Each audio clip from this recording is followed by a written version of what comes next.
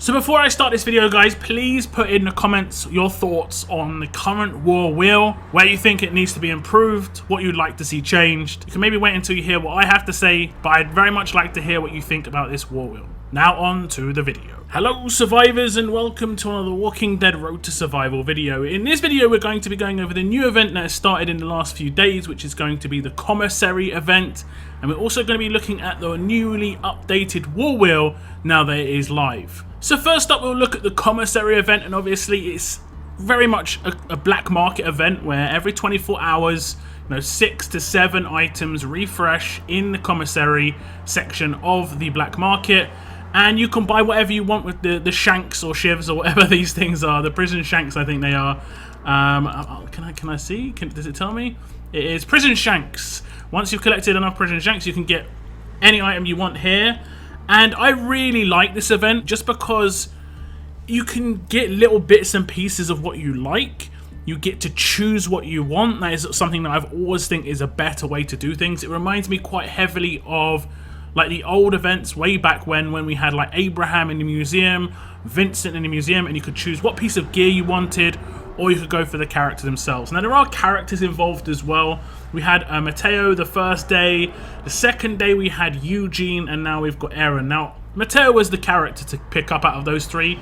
Hopefully there's going to be a decent character to come in the next couple of days as well, because honestly Eugene's one of the worst S-class characters there are, and Aaron was an event character, so a lot of people already had him. So far not so good on the character front, but the rest of it's okay in my opinion. The rest of it's okay. I picked up the platinum mods because it seemed pretty reasonable value for me. I want to try and get some plat mods if I can.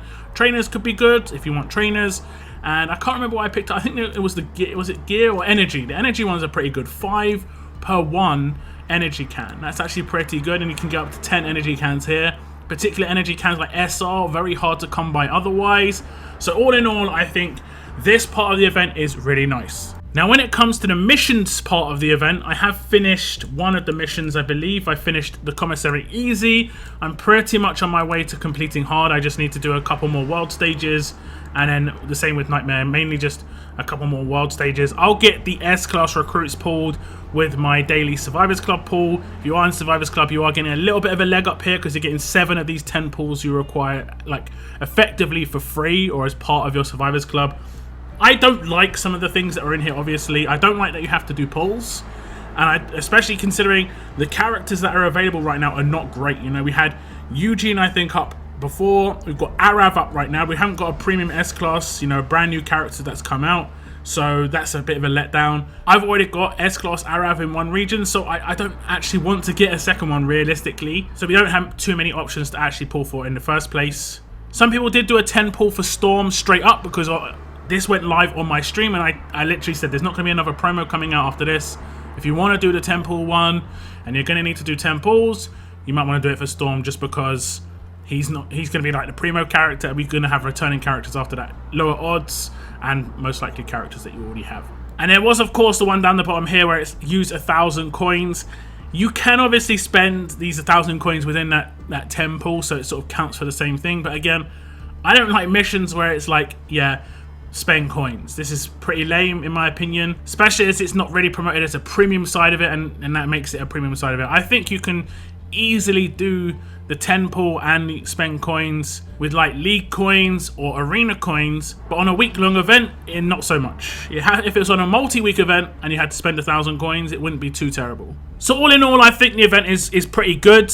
The downsides of the missions don't really overshadow the fact that the Commissary itself, in the black market, is great. Like, you can just pick up 1 can if you so wish, and then you've got a box for a can.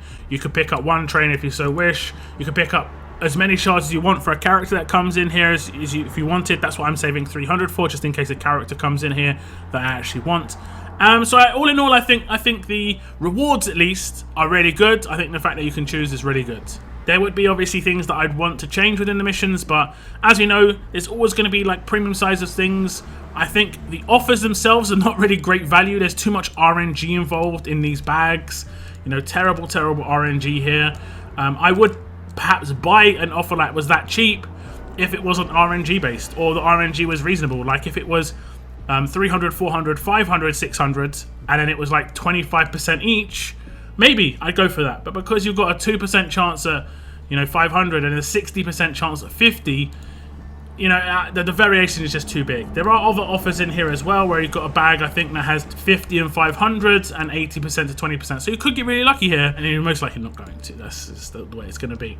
So on the offers side of things, not so great, and I won't be parting with any money for this event that I otherwise would have, because I think, like I said, the shanks are pretty good, and I can spend them wherever I want, but I just don't like RNG in offers. I've never have. So now we move on to the new, fresh War Recruits wheel, and well, they have announced there is going to be a further change coming to this wheel. It might actually have changed already, I'm not 100% certain, where the fourth box, box D, is going to be being removed, and the odds of that box are going to be put into the 6-star characters. If we look at the odds, you can see there's 1% chance at S-Class Choice Box 1, Choice Box 2, and Choice Box 3. Then you have extra 1% chance of every single card type, 1,000 of. And then it goes to 20% chance of S-Class Choice Box 4, so it is still in this wheel.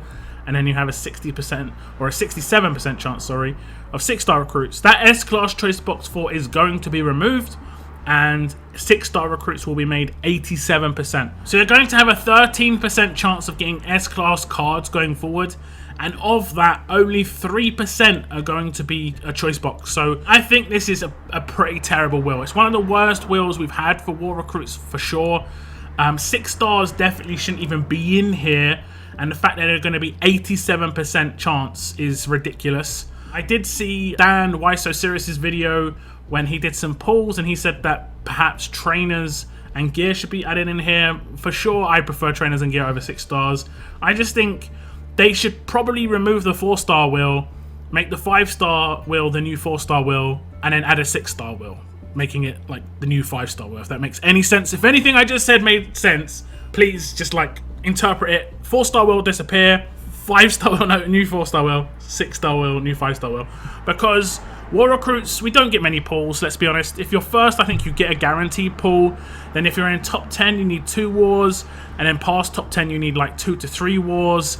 It isn't very often. It isn't very often. And I mean, if you're pulling this S-Class Choice Box 4 with 50 items, I think they should have just bumped that up to 250 and just left it there. But 87% chance at a 6-star is going to be absolutely horrendous. And I would definitely recommend saving your tokens or just going for the heads, making sure your Erin is maxed out. I wouldn't bother maxing out Kapoor, but I would even go ahead and say it's probably better off maxing out Kapoor than going for this wheel, just because this wheel is terrible. This wheel is absolutely terrible. And it's terrible, the second it gets updated, I'm sitting here hoping that it's going to get updated again soon.